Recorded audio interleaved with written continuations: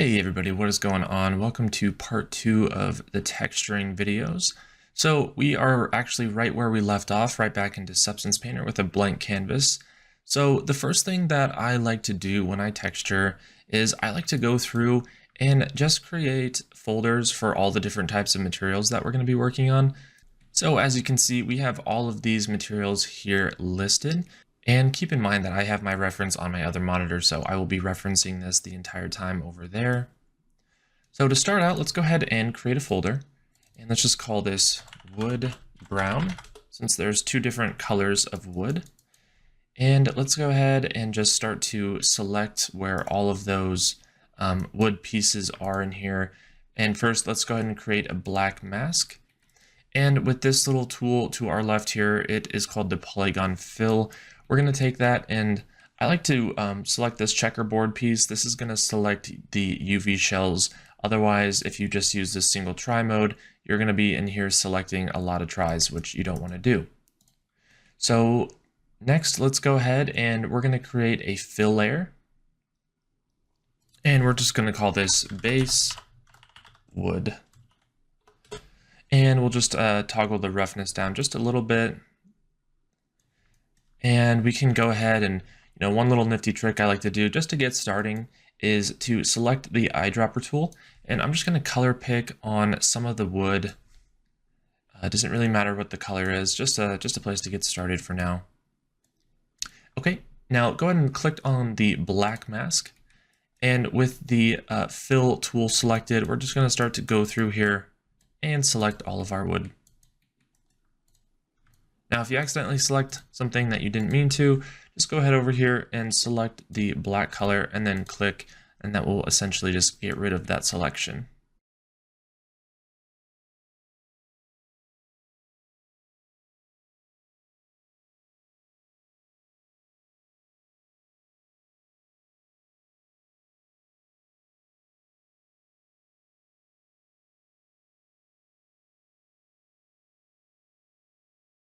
Okay, so now that all of the brown wood is selected, so just keep in mind, I may miss a few pieces here and there, so if I see them, I'm just going to overcorrect and I'll just make sure that I get all of that selected for us. So the next thing we can go ahead and do is we can go ahead and just duplicate this right here, this file here, the wood brown, and we can just call this wood blue or green or whatever that other color is.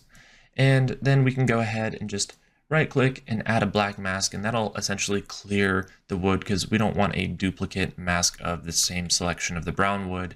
So now that we have this mask selected, let's just go ahead and change the color of this base wood here. And let's just kind of drag and color pick onto the concept, and we'll just grab that color. And let's go back to our mask now, and we'll do the same thing. We'll just go through and select where all of that blue wood is, and we'll get that started.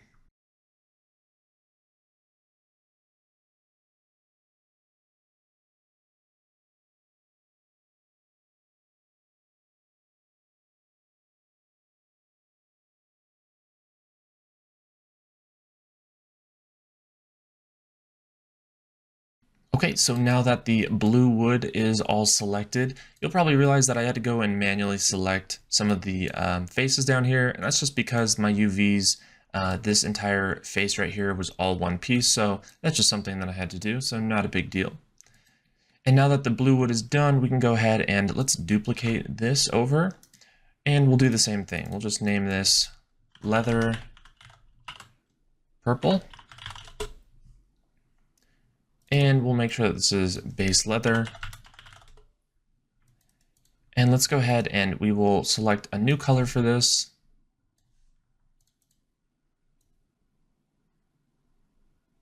Something kind of like that looks good. And let's do the entire thing over again. Now I'm going to go ahead and basically just do this for the rest of the materials and just, get all of their selections and their base colors ready to go.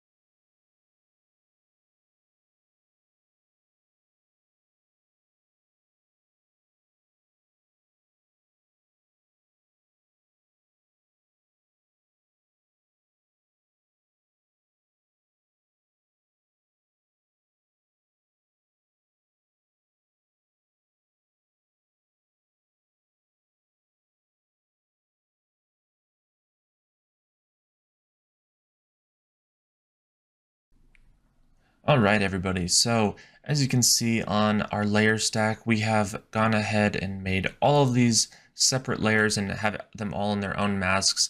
I just really like working this way because it keeps everything nice and clean, and you can always find everything very, very easily.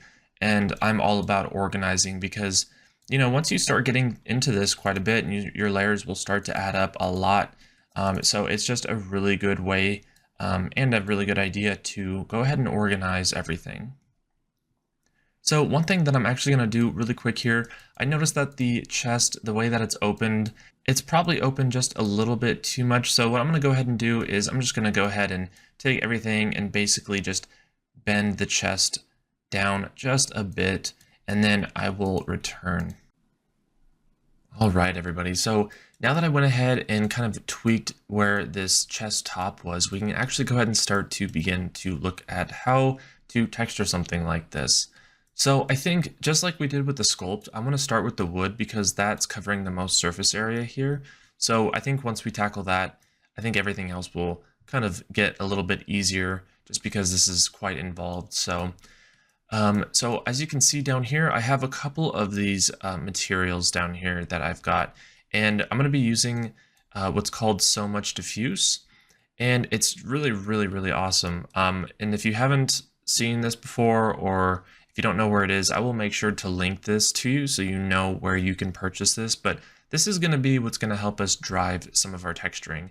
This is a really, really powerful material that we can use, and it kind of emulates sort of like the hand painted look. And there's a lot of different settings. That's called So Much Diffuse, and then there's So Much Dota, and a whole lot of other ones that we can choose from. So I'm going to go ahead and just drag this in here, drag this over my wood brown. And you can see on the side here, this image inputs. This is basically what this material is using to make these all these different strokes and colors and all of the gradients. So we'll need to actually go back in and add our ambient occlusion in there.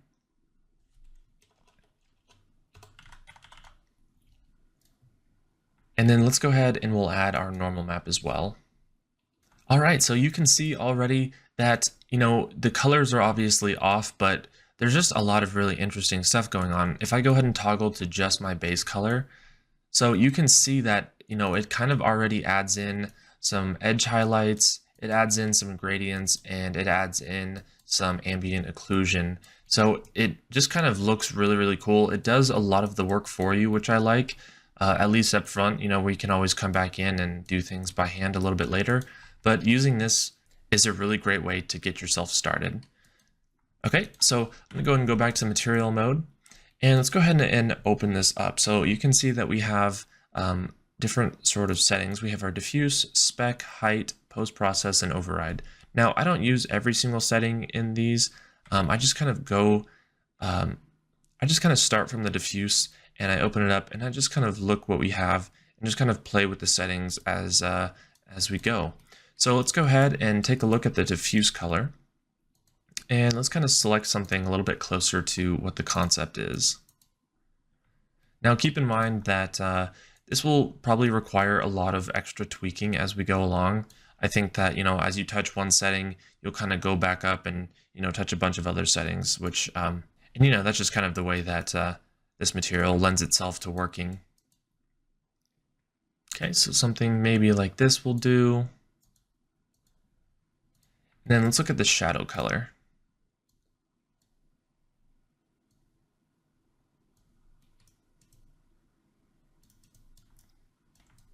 Okay, so just kind of looking around here, looking at, what this is doing here. Maybe we could change it to a different color and see what that's doing.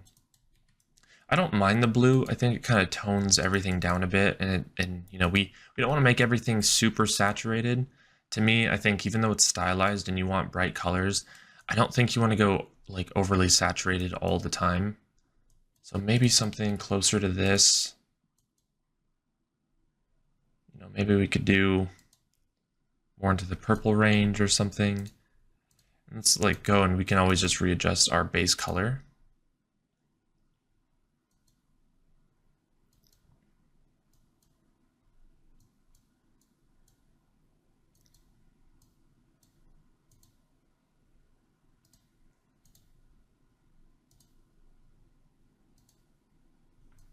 Okay, I like this for now. And we can always tweak the shadow spread. We can kind of see what that's doing. So you can see once it's all the way up, the blue color right here is basically affecting it almost all the way. So we'll just kind of drag this back down just a little bit. It starts to look pretty nice.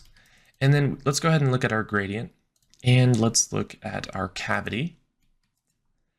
And honestly, when I'm using this material, I've used it several times, but every time I use it, I still like to go through and just kind of tweak the sliders and just, see visually what's going on the mesh.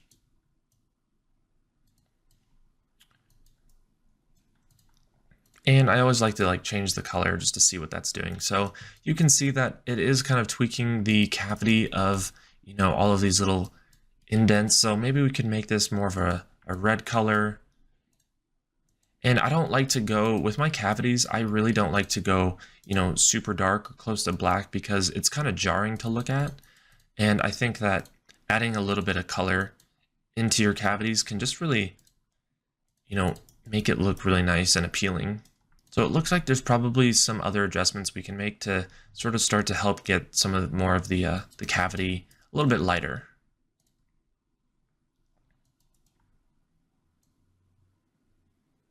So again, just kind of tweaking some of the sliders, seeing what they do.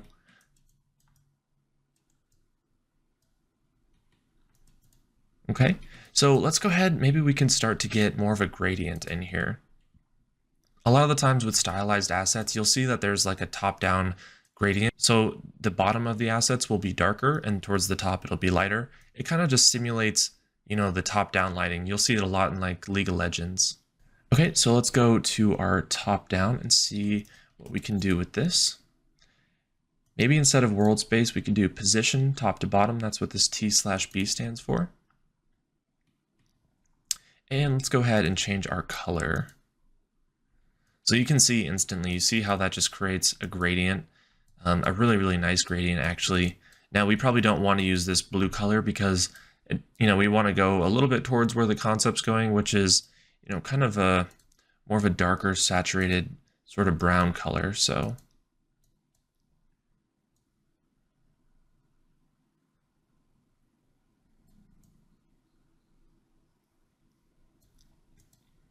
and we can always look at our gradient spread and see what that's doing. I think we could probably lower the opacity to this just a little bit because the gradient doesn't need to be super, in your face. We just have to see, even if it's a slight gradient like you see here, it just really adds a lot. It makes, everything up here, just really pop. So let's just keep going. Let's look at this select gradient and just kind of see what we can do with that. To be honest, I'm not like a master of this material. I really just like to look at this as I go through and just kind of figure it out and tweak the settings. And, if I get something that I like, then that's it. I kind of just stick with that. So let's look. So this is position F/B. So that's referring to front to back. So that means that it's taking this gradient and it's projecting it from front to back. So let's change this and we'll do position from top to bottom. Now again, we can look at this gradient spread, just kind of see what that's doing. And let's see if we can make this maybe a different color here.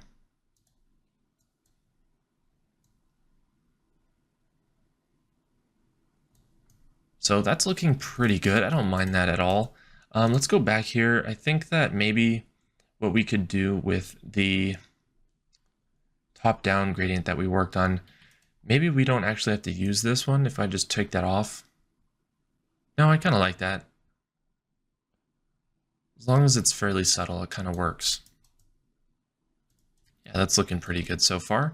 And as you're doing this, regardless if you're using this material or not, it's always good to just kind of go through and look at what you're editing just to see, what everything's doing all at once, because you don't want to be fixated on a certain point. Like if I just looked at, say, the front the whole time, I might make a lot of changes. And then if I look at the back, maybe something happened and it would have been better to, catch that early on than have to actually, go through and fix it later.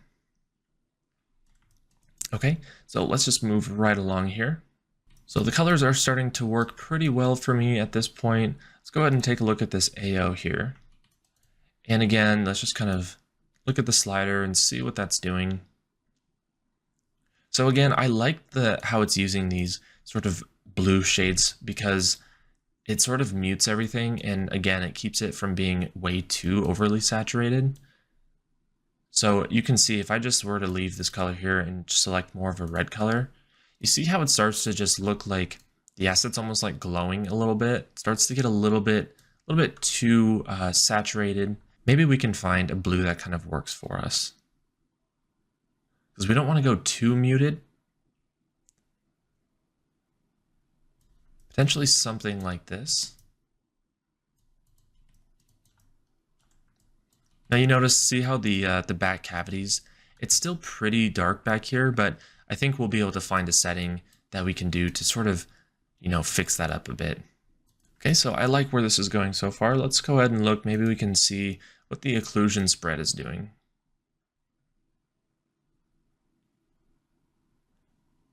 Okay, so I'm going to put that back. Kind of, I liked it where it was. It's not too bad. So I think maybe the wood color that I'm seeing like here, it's getting a little bit too red. And I think we could probably tone that down just a bit. So let's go back up to the top to our diffuse color. And let's just kind of see, maybe we could pull the slider down. Doesn't look like it's doing much, so let's go ahead and change the color.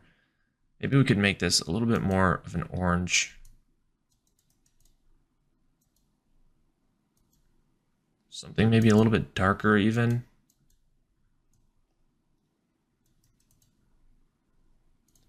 So you can see, like, I just kind of go back and tweak things, and it's all about, I'm constantly looking at my reference. That's what I'm doing, and just trying to match it as close as I possibly can.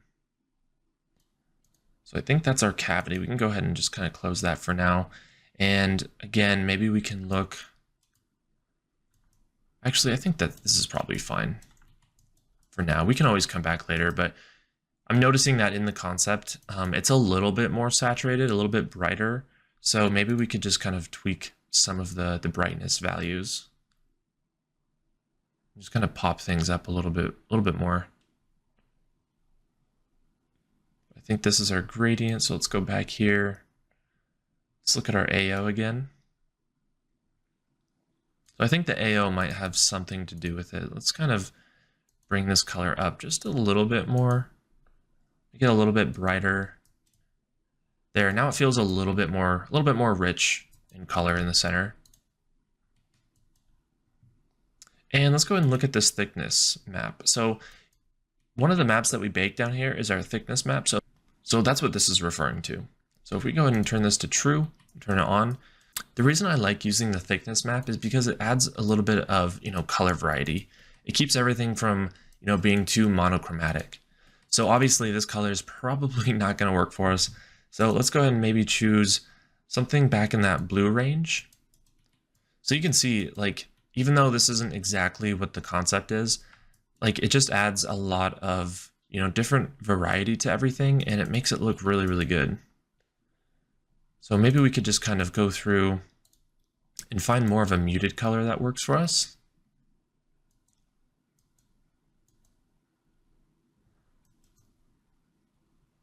I think even something like this, that could work for us.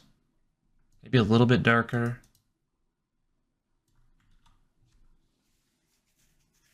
Yeah, I'm pretty pleased with that. So we'll go ahead and leave that for now.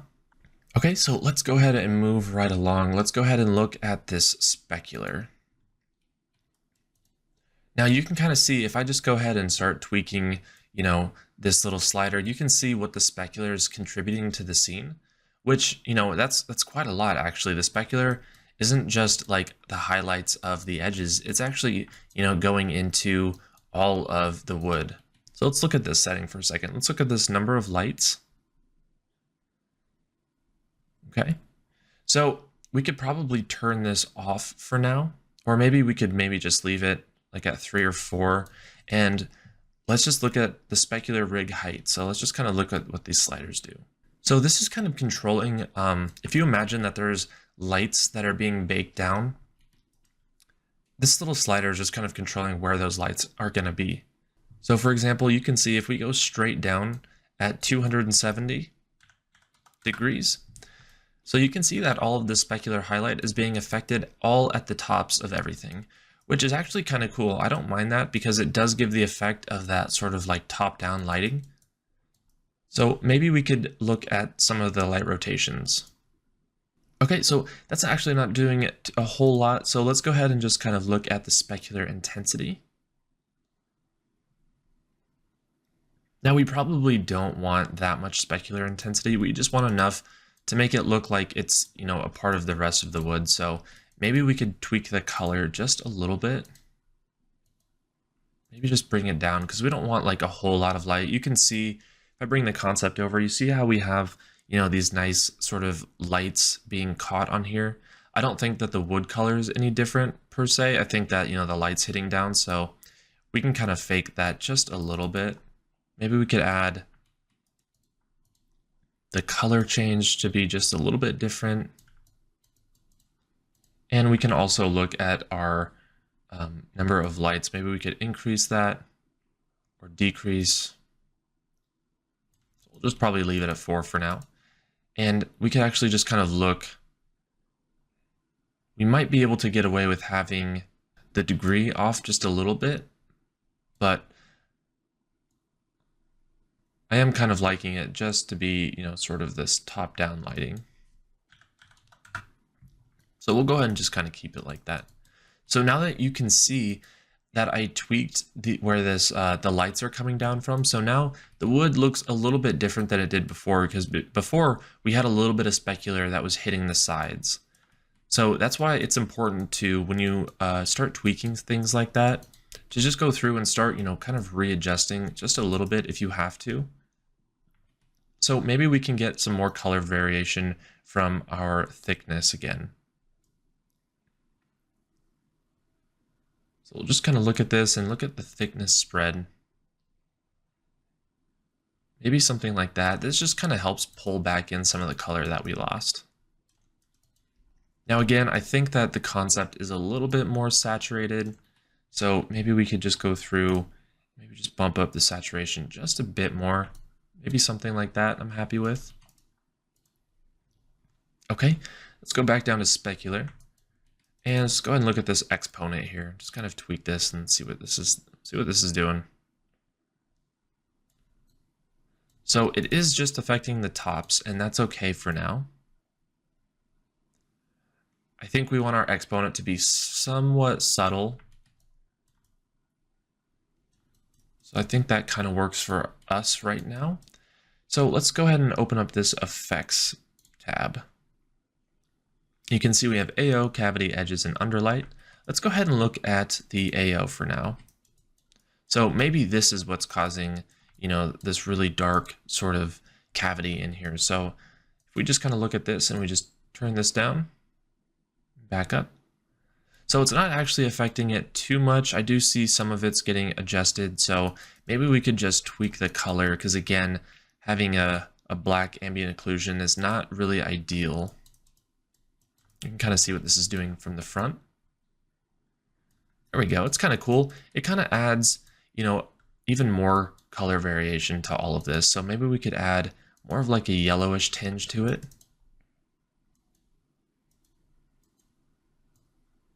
So yeah, that starts to look really nice. I actually really like where this is headed. So again, don't worry, there's always going to be an option to get rid of this sort of black, you know, AO, but that is something that is on my mind, so I want to make sure that we don't miss that. Okay, so let's go ahead and we'll leave that for now. And let's go ahead and look at this AO spread just a little bit more. I think that's fine. Now let's go look at the cavity. And maybe we could see what's happening when we take this slider down. So I'm not seeing a whole lot being done with that, so we can just kind of leave that alone for now. Now let's look at our edges.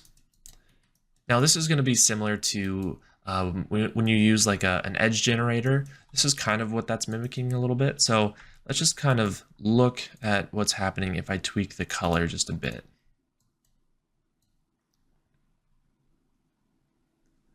So you can see it's kind of subtle, but you can start to see what's happening with some of these edges getting brought out.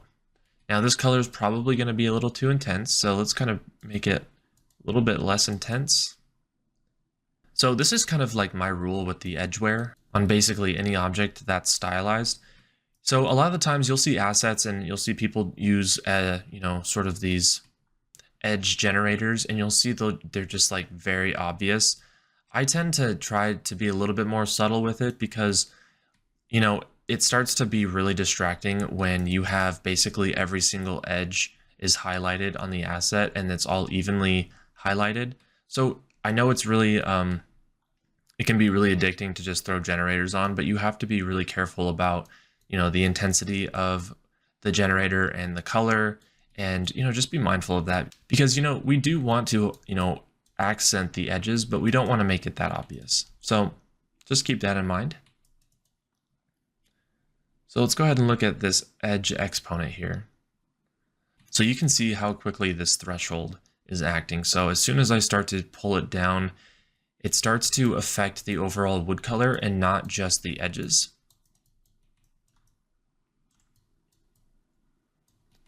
But it is kind of cool because it makes it so the edges feel a little bit soft.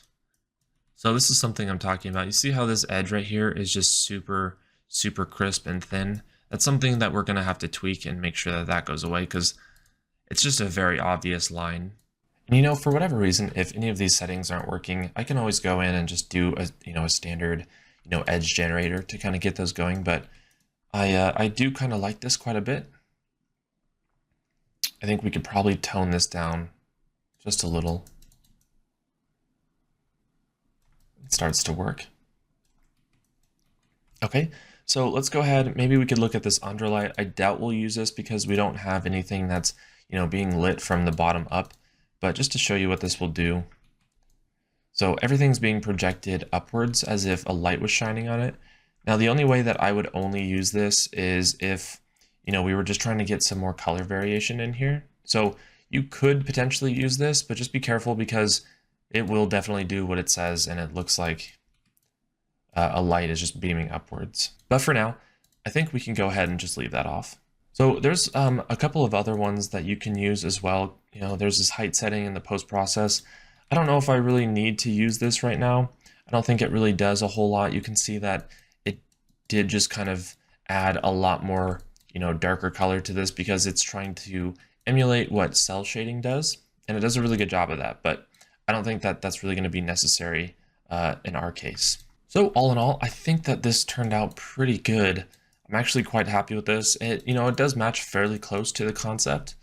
I think if we start to look at this here, we start to get a lot of the similar colors going on in here. I think that for me, when I look at concepts, I kind of forget that sometimes like this is clearly being lit from probably the top right.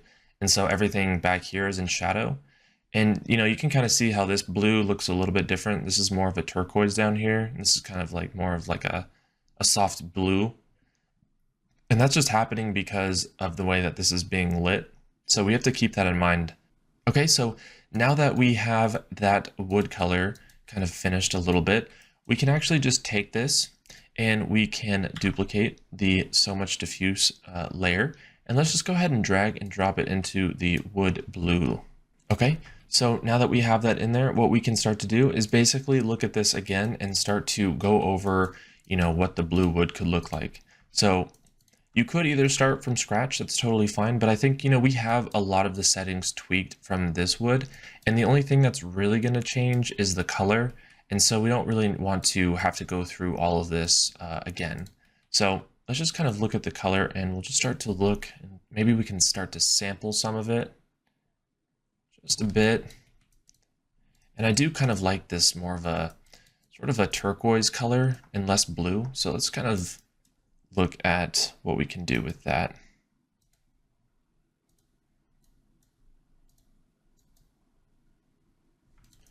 I kind of want it to be a little bit muted. I don't want the color to be super, super strong. Okay. And again, it's always good to just kind of touch some of these settings because now that our base color is more of a blue, that's going to kind of affect how all of these other, masks and stuff are being used. Okay, so let's go ahead and look at the gradient. And I don't know if it's going to be super necessary to have top-down gradients, because if I just look at my base color, you can see how this color down here, it starts to be darker than what's going on up here. So just keep that in mind. We could actually probably just leave the base color selection for now. And we can start to tweak some of these settings. So I don't think we need a top-down gradient for this per se. But maybe we could do something here that's maybe just a little bit different.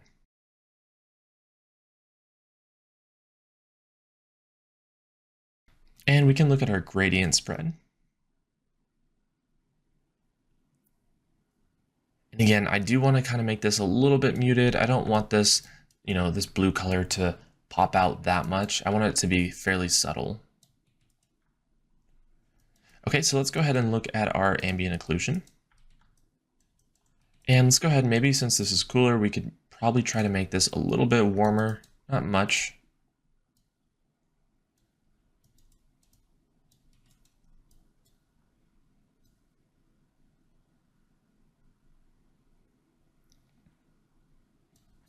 Yeah, that starts to work pretty nicely. And of course, we can look at our thickness map again. This will probably change what we're seeing after I adjust this. Yeah, I think doing a little bit more of the slider up there is probably going to be good.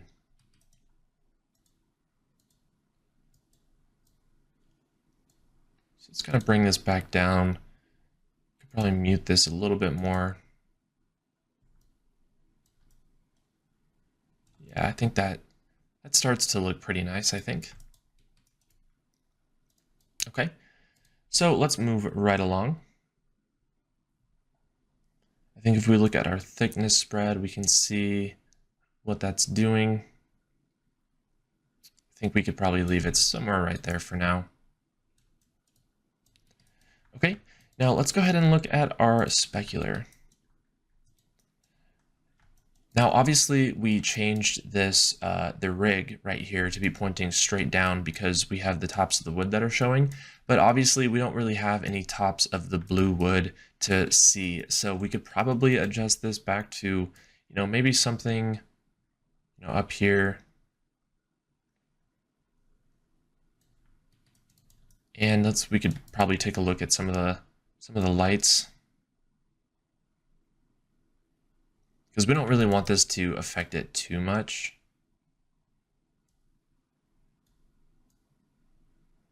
See how we kind of have this pointed, down this way, and it's hitting this right here. So we probably don't want that. Probably just do something kind of like this, just, very, very subtle. Okay, so I think this is shaping up pretty nicely. I think what we can do next is sort of look at this specular color here. I think it's kind of working for us, but I think we could probably maybe go a little bit brighter. Maybe we could do, instead of this sort of, yellow color, let's kind of bring it back up, make it a little bit more blue.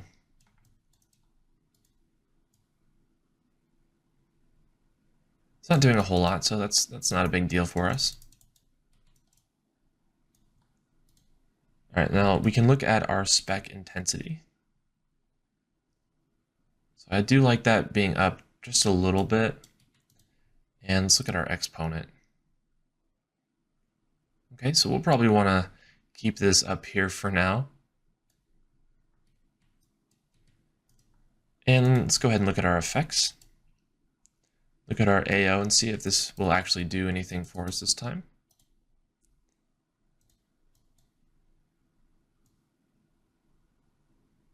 So it is doing something a little bit under here, not a whole lot, so it's not really that big of a deal. Let's just go ahead and look at our AO spread. We could probably just keep it like that for now, I think.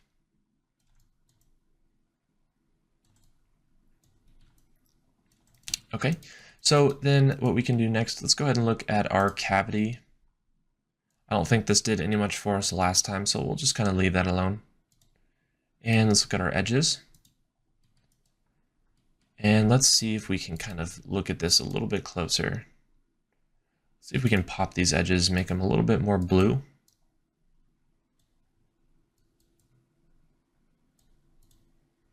And we'll just go ahead and do our exponent here. Okay, so that's not really doing what I want it to, which is not a big deal because we can always adjust that and look at that, more of the edges a little bit later on. So I think that'll do it for the blue wood. So what we can do to sort of look at how we can fix some of this occlusion back here that's happening in these cracks is let's go to our wood brown layer and let's go ahead and create a new fill layer. And we're going to call this AO. Okay, so now let's go ahead and create a black mask. And let's right click on the black mask. We'll go to generator and we'll go to ambient occlusion. Now we're going to go to generator and let's just select dirt for now. And we'll want to make sure our ambient occlusion map is included in that.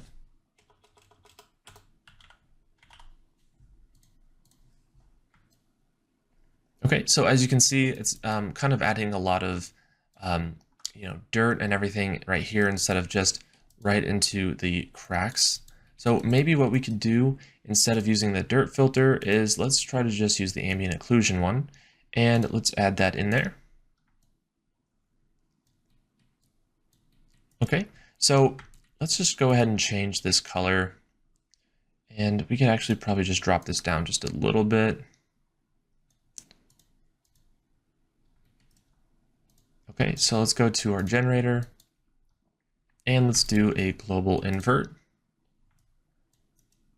So now you can see that that kind of tweaked some of the red and went straight in here. And let's just kind of toggle this on and off and see what that did. So you can see how it's slightly started to, change that color overall, which is what we want, but I think we probably don't want this bright red color. So let's do something that matches closer to our wood color. Just kind of brighten it up a little bit. So overall, let's see what that did again. It is adjusting a lot of the base wood color as well.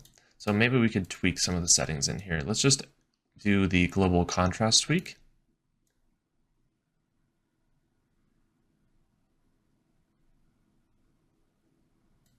And maybe we could invert the AO again and see if that's doing anything.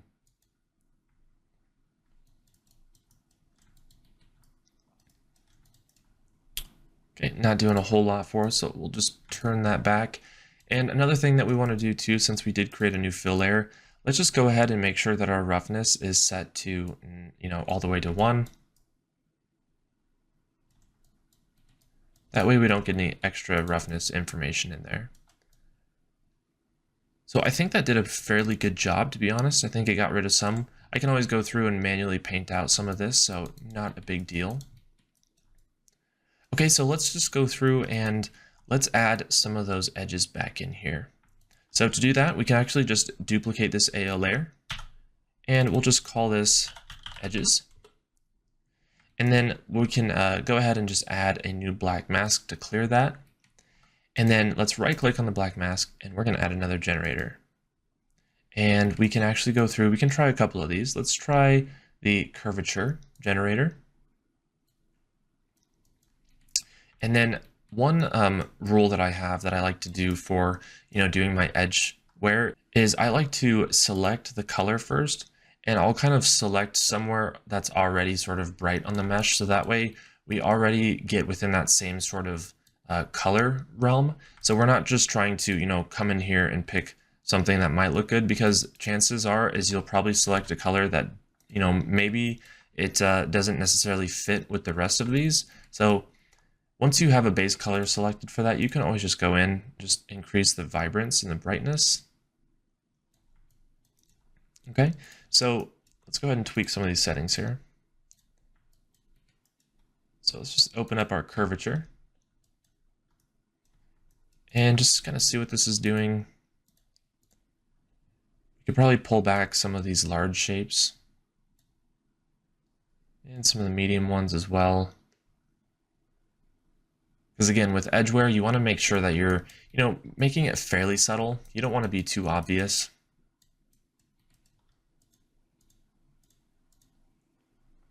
Okay, let's just kind of tweak the contrast a bit.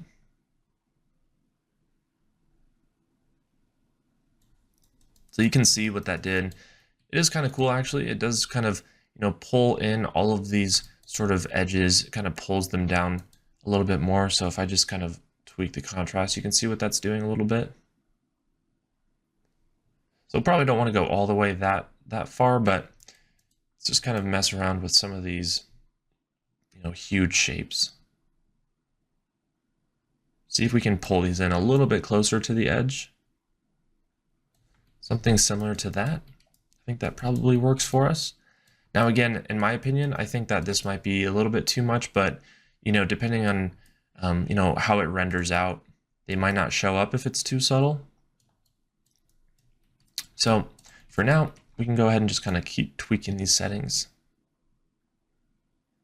Maybe just even lower the overall opacity just a little bit. You can see this is what it originally looks like, so just kind of tweak that. I think for now that should be okay. It's just like a, sort of a base start. So one thing that I'm noticing actually as I'm looking at the wood, I noticed that in the concept here, some of these drawers have a sort of bronze border around them over here. So I'm going to make sure to include that because that'll add a nice material variation. So that'll actually be pretty easy. We'll just go to where we have our bronze layer. We'll open up our mask and we'll just kind of go in here and I'm going to select some of these drawers to make them a little bit more bronze.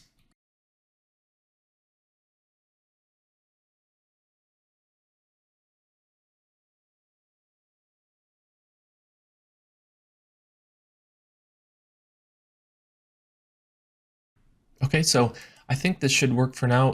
Part of the reason that we don't get to have some of these drawers exactly like they are in the concept is mostly just because I've duplicated these around in, kind of a random order to give it just a little bit of randomness. So I think that's okay. I think having a few drawers that have some of that highlighted copper and bronze is just like, it's pretty cool. It's a pretty cool little quirky thing. Okay, so let's go ahead and do some of the same treatment we did with the brown wood on some of this blue wood here. So again, let's go to blue wood and we can go ahead and create a new fill layer. And I'm just going to call this AO. And we'll add a black mask. So we don't really care too much about the color just yet. Let's just go ahead and right click in here and we'll add a generator. And we can do a dirt generator this time. And again, we'll make sure that our ambient occlusion is included. Okay, so now what we can do is let's go ahead and try to capture a little bit more of that ambient occlusion. So again, let's try to select the color of the wood here. So we can already kind of pull from that. And let's go ahead and take our roughness value and just kind of bring that down a little bit more. Something like that. Now let's go back into our settings here for our generator. And let's go ahead and take our grunge amount. Let's go ahead and drag that down just a bit because we don't really want the grunge amount there necessarily. We just kind of want, some of it, but most of it being inside like some of these cracks here. Now, we probably want to go just a little bit darker than the actual color that we selected. So let's go ahead and click on that, click on the color, and we'll just bring the dark value down a bit.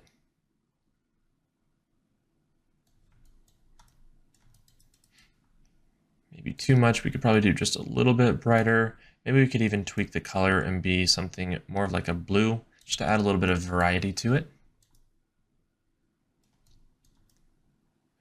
And it looks like if I look at the concept here, you can see where, some of the cavities in here, like they're kind of a little bit more saturated, but I see like this kind of shadowy color here. So maybe we could do that. but I also see some of this, kind of more of a greenish yellow in here, but maybe we could add that in a little bit. So let's maybe add a little bit more saturation to the crevices.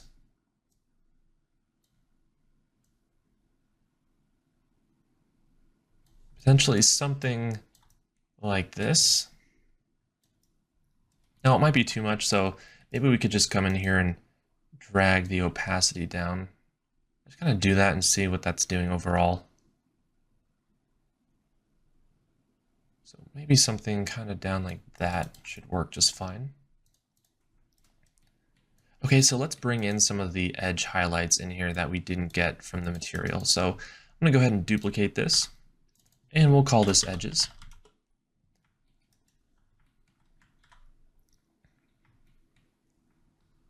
Okay, and then let's go ahead and we'll just create a new black mask to clear that. And we will make a new generator. And this time, let's try to use our metal edgeware. Now, just because it says metal edgeware doesn't mean that it has anything related to metal. I think that's just what it's called. So it's just kind of a quick way to get your edges on here. So let's go ahead and take our color and let's go ahead and brighten it up a bit.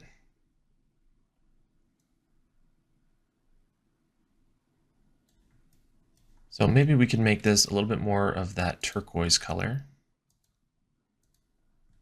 Something like this. And same thing, again, let's go ahead and go into our generator and we'll go ahead and just turn our grunge down quite a bit. There we go. So now you start to see these edges really pop. But to me, I think that's obviously, it's a little bit too much. So let's just we can maybe look at the smoothness. Not really doing a whole lot. So we could also look at the edgeware level. And maybe we could tone it down just a little bit. And then again, we'll just kind of take our opacity and just kind of drag it down just a bit more. Because again, we don't want it to be so obvious that it just kind of looks off. We just want it just enough to where, you can start to see those edges really pop out. So I think this is looking pretty nice so far. Now, don't worry about getting all this extra color in here just yet. We're going to get there, but we're just going to building everything up in stages as we go. All right, so now that we've finished the blue portion of the wood, we can go ahead and start to jump into a different material. So we can actually look at some of this, this red or purple leather here. So let's go ahead and let's just open this up a little bit. And of course, what we can do is we can just actually drag and drop this so much diffuse onto here again. Making sure that we have all of our correct input maps. Okay, so let's just from the top, we'll go ahead and start getting all these colors back again.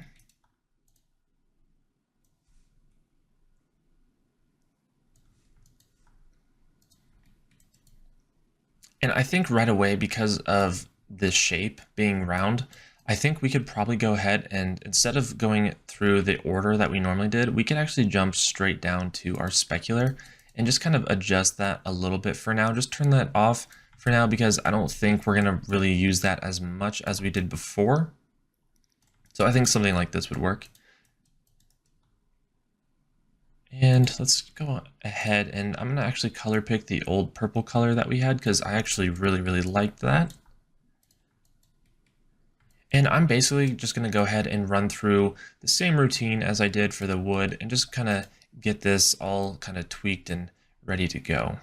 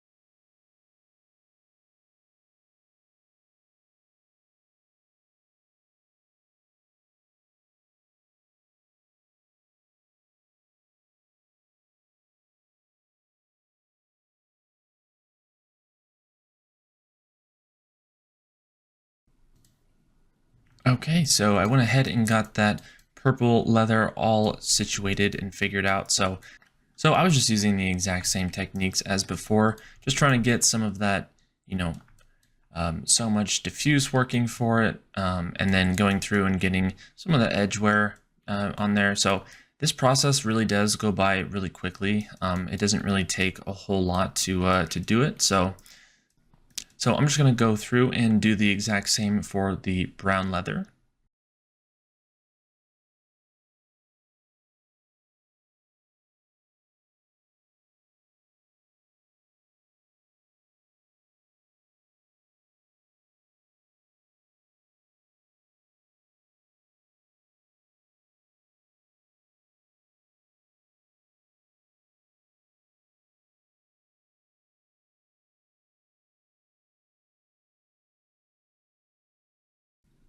All right, so you can see it really just flies by. I mean, you just have to duplicate the material and just tweak some of the settings, and then you basically just kind of get a brand new material. And I think that's pretty cool. It's a huge, huge time saver, and I am all about saving time here. So let's kind of switch gears here for a minute. We don't want to forget about this really, really cool sort of emissive carve into the wood here. So let's try to work on that for a little bit. So let's go ahead and we'll just create a new folder here at the top. And we'll just call this emissive carving. Okay, and what we can do, just kind of get the camera situated here. And let's go ahead and we'll create a fill layer and put that in the folder. And we'll just call this base. Okay, and then let's go ahead and let's create a black mask on the folder. And then from there, what we can do is we want to just highlight basically what's in here. And I think the easiest way to sort of do that might be to use a mask at first. So let's just try using a mask. Maybe that'll get us some of the way there. Let's go ahead and add a black mask. And I think what we can do actually is we can go ahead and make our selection just this panel of wood here. So let's go ahead and just select this. We'll go ahead and just select this whole panel. Okay, not too bad.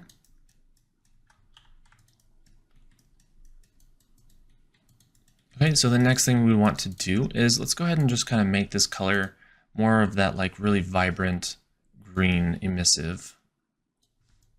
Something like this, maybe. Okay. So then what we can do next is we can go ahead and let's just right click on here, create a new black mask. Let's go ahead and add a generator, and we'll just add a dirt in here. And we'll make sure to use our ambient occlusion like always. Okay, so let's try to mess with some of these settings here and see if we can get something that we like. Let's turn our grunge amount all the way off and the scale. And let's just kind of look at what we can do here just by messing with the dirt level. Now, this may not work super well. As you can see, we're kind of having some difficulty with the map here, and the reason why that's happening is because when this was baked, sort of this whole section was given some AO. So that's kind of why this AO is showing up right here. So not that big of a deal, to be honest. Okay, so I think the best step that we could actually try next is let's go ahead and we're going to create a curvature map, and then we're going to just inverse that. So if we just right click on this and we go to generator, right, and let's go ahead and add a curvature. So the reason I can see how this is probably going to work is because you see how everything is getting highlighted except for the interior where we want it. Well, that's good because all we have to do now is just go to a global invert and we'll turn that to true. And then we'll just take a look at our global balance and we'll start to adjust that. And then maybe from here we could do our global contrast, a little bit more balance. All right, looks good. Now let's see if we can get any results from using some of these sliders.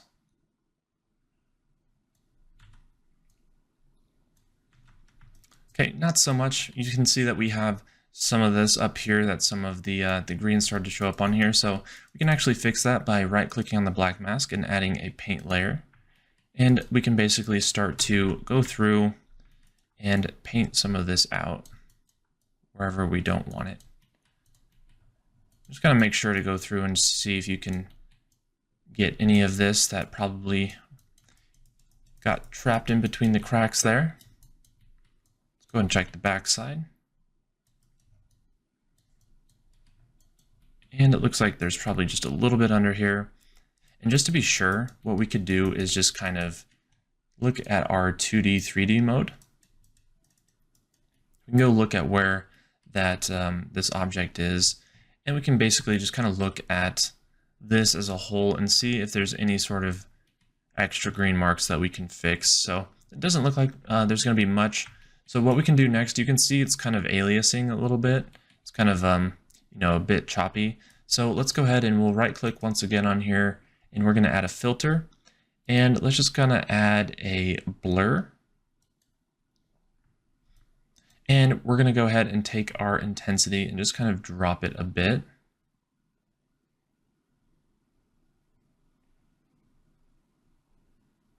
I think even something like this will probably be fine for us. The reason why we're getting a lot of aliasing is because it is, you know, fairly small on the texture. But I think that overall, once we actually get in, you know, an emissive map in here, this is going to work out really nice for us. So we have our diffuse map here, and that's what's happening. We might actually want to add an emissive map. So to do that, we want to go through to our channels, and we're going to click this, and we're going to scroll down here, and we're going to look for emissive, and go ahead and turn that on. So if we go back here to our layer, we can turn our emissive on. Okay, so if we go ahead and turn that on, that's pretty much okay. I think what we can do now is turn our emissive color to more of that green color. Something like that. So now if we toggled off our base color, you can see now that we actually have our emissive channel working now, which is really good. So the reason why that's important to do is because I know that my final output in Unreal is going to want me to go ahead and have an emissive map. So what this will do is it will spit out, you know, when I actually export my textures, it's going to spit out a black and white mask, and essentially, or I guess in our case, it's actually going to be this, you know, this color, and that's going to be a lot more easy to edit when the time comes. So I think for now this should be fine. I might see about turning this color on just a bit, and maybe we could make it something like maybe blue, or just tweak it just a little bit.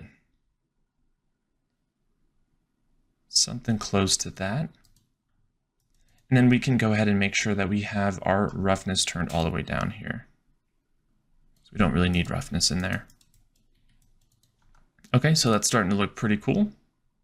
Okay, so I think the next thing we could probably start to tackle is, let's take a look at some of these books here. So you can see earlier that I ended up splitting these into their pages and into the actual like book covers. That's because it just will make it a lot more easier to sort of texture and, you know, get a handle on that. So we could actually just do something really quick with the book pages. We don't really need to do a whole lot with them, but I think one thing we can do is we can duplicate this, and we can call this dirt. And for the pages, we can make that dirt color a little bit darker. And let's go ahead and just right click, black mask, add a generator, then add a dirt gen. And now what we can do is just kind of look at those settings. We can turn off the grunge amount and just kind of tweak the contrast maybe a little bit. Look at some of the dirt level. The point of this is to try to get some of that dirt in between the pages, and that'll just kind of help to pop each individual page out. So I kind of like how that's looking. I think we could probably do a curvature map now. So let's go ahead and add this new layer and call it edges. We'll just add our metal edgeware generator, And let's just kind of make this a little bit brighter of a color. Not too much brighter. We'll want to make sure that we turn off our grunge amount. So I think just having those two layers, I think that really helps a lot. Just to kind of pop out some of those pages just a bit more. Okay, so now what we can do next is we can go ahead and just kind of take a look at, working on one of these books here. So let's go ahead and work on book number 1. And again, I think what we could do, let's try just using so much diffuse, and we'll just see what that can do for us. I think it'll do quite a bit for us in terms of, all the cool texture and color variations. So I'm going to speed through this again and just kind of, do the same exact process and just kind of make this book look a little bit more similar to the, what we see in the concept.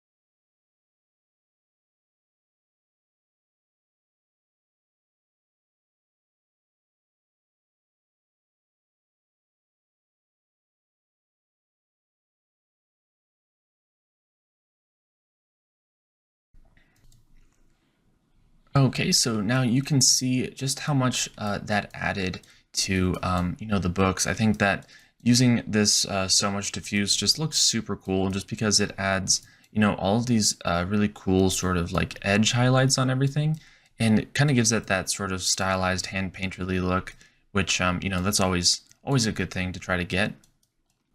So I'm going to go ahead and work on this green leather piece right down here, and then that'll conclude part 2 of this video. And then in part 3, we're going to go ahead and get the metal kind of worked on a little bit more, the glass, the opal, and the stone up here. And I think that should pretty much conclude the sort of overall first pass on everything.